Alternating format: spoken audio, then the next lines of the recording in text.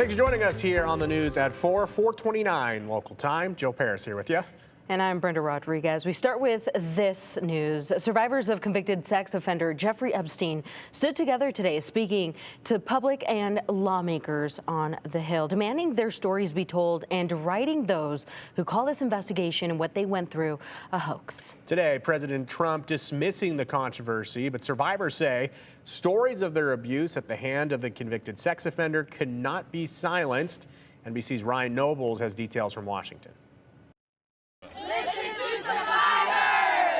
One by one, survivors of Jeffrey Epstein's sex abuse stood at the foot of the Capitol to tell their story. My name is Annie Farmer, and I was 16 years old when I was flown to New Mexico to spend a weekend with Epstein and Maxwell.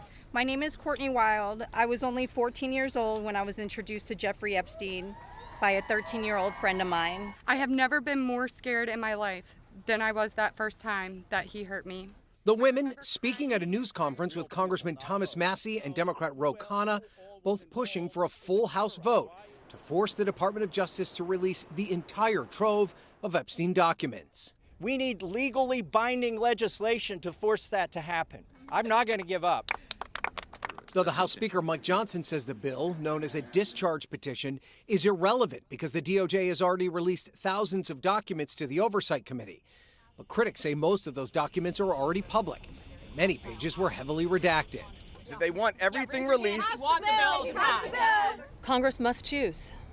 Will you continue to protect predators, or will you finally protect survivors? President Trump asked about the issue today. So this is a Democrat hoax that never ends. But it's not only Democrats. Ardent Trump supporters demanding the president keep his campaign promise to release the files and support the women who say what happened to them should never happen again.